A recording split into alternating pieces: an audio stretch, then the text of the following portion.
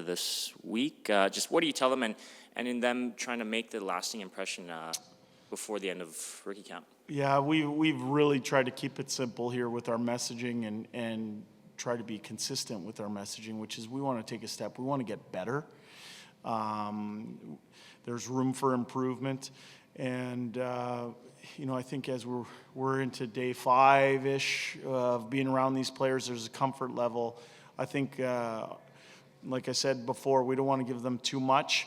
We think a relaxed player is a more dangerous player. So we want them to relax. We don't want to tense them up or give them too much information where we paralyze them with paralysis by analysis. So we're just keeping it simple game plan tonight. We're going to roll out a lineup that's going to go to work, and we're going to take it one shift at a time. I know you mentioned you want them to be as relaxed as possible, but in your eyes, is there the potential for a player to gain an invite to main camp based off their performance in a single night like tonight? Well, I don't know if it's about their performance tonight. I think it's about what they've laid down over the last 5 days. So how they tested, how they comport themselves around the arena here.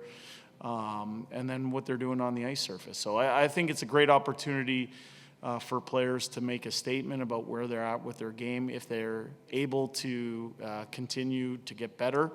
And I think as a young man, that's all you can ask for is that opportunity. And I think that's what's on the table here tonight is to make another impression. Hey, Jay. Hey, Reed. A lot of goalies are, 6'4", 6'6". Ilya's not. Yeah. I mean, do you notice anything different about the way a smaller goaltender plays these days than the really tall guys? Yeah, I think bigger goalies have something you can't teach, which is that size. But I think there's guys that they might have a frame that's 6'4", 6'5", 6'6", but they might play small, especially in traffic. And then there's players or goaltenders that are a little bit smaller and they play big. So I think, our message to Ilya tonight, it's not about, where his height was measured at during the physicals. It's about playing to his strengths and relaxing in there, taking a deep breath and get used to his first game action here through training camp. And I'm excited to see where he's at. Jay, can you talk to going over to Russia as often as you did, what you did when you went over there? Yeah, I actually had a great opportunity, and it goes back to my time in Detroit, where I had a special relationship with Pavel Datsyuk, who's somebody who wanted to give back to minor hockey in his part of Russia, which is deep in the Ural Mountains. His hometown's called Ekaterinburg.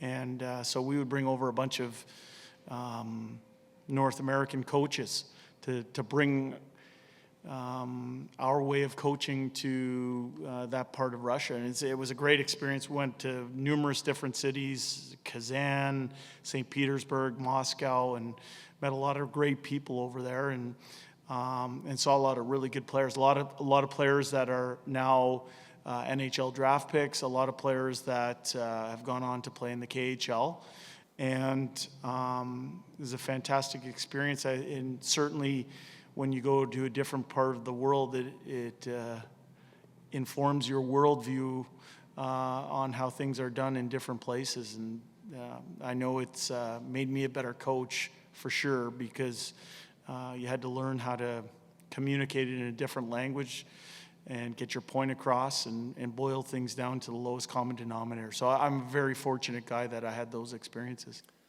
How long a conversation in Russia can you do?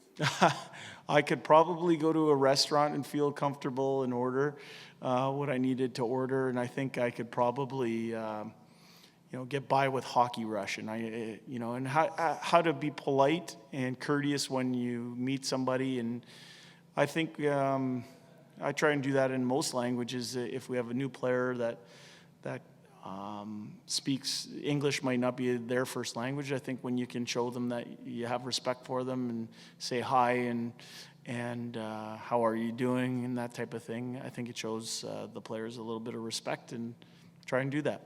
Do you have a different appreciation then for when Russian players come to North America? If you were dropped into the middle of Russia, Yeah. how difficult it would be? Yeah, I mean, I can't imagine what some of these young players are having to deal with off the ice. Forget just the hockey and how the hockey is different, but they have to deal with assimilating to a new way of doing things in a culture that might be foreign to them. So that takes a lot of courage to want to do that and to put yourself out there. And for me, I've had some good experiences all over the world, and I can thank the game of hockey for affording me those. One last question. Which Russian player over there that you went to see did you say, oh, this guy's going to be a great player, a young player, and he turned out to be a great player? Oh, wow, there's so much. Wow, there's a couple draft picks now that have come through, but there was a big defenseman that was in Vancouver, a big Russian defenseman. He went back to Ekaterinburg over the last couple of years, but he had dimensional size and could move. Ryamkin? Yeah, and so he was somebody who, at a young age, you knew that he had something, but the skill level of young Russian hockey players demands respect because they put a lot of work into their skills, and the way they do things it's interesting. And our job going over there was to try and bring a little bit of North American type coaching to those players and expose them to how we did things. And like I said, it was very interesting times for sure. One last thing, Safin, you've had him for a couple of years. Yeah. Is he improving? I mean, he's a big guy, got something you can't coach, obviously his size. Yeah. Improving. Yeah, I think he is improving. We didn't even have him 2 years ago. He spent the majority of that year in Wichita. So last year he came in with something to prove. It didn't all go in a smooth direction for him. There were times where he was out of the lineup, but he worked. And I felt very comfortable when he did come into the lineup. He ended up having a pretty decent playoff run for us. So he should feel good about where he's at. Now, where he is at is year 3 in his professional development. So this is an important year for Ostap Safin. And like you said, he's got some things you can't teach in terms of his size and now his skill level. It's a pretty good level. It's about putting it together and making an impression through rookie camp with the game tonight, but also heading into main camp against other professionals. And Jay, just coming back to Ilya, it'd obviously be pretty easy for him to be wide-eyed here in his first North American experience, but what have you noticed about his demeanor over the past week? I see somebody who's serious and professional. I see someone that's comfortable.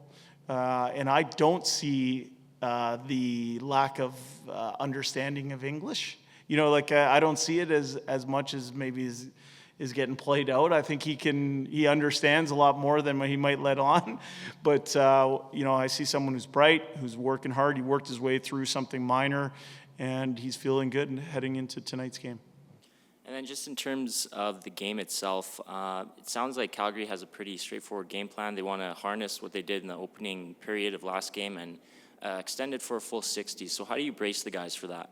Well, we looked at that game. We went over it pretty thoroughly, and we presented a few themes from that game to our team. And certainly I thought they got the better of us in that first period. They started on time and established a forecheck. Now, we spent yesterday's practice talking a lot about breaking out versus heavy forechecks, and so we expect to see some improvement in that area.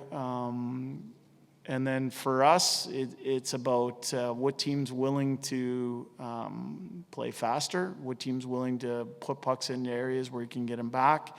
And we were comfortable as the game wore on. And we told our players here this morning that we expect the team to take a step. We still realize it's day 5 of the season. We're not going to play perfectly, but we want to take a step in the right direction here and see some of the things that we've worked on.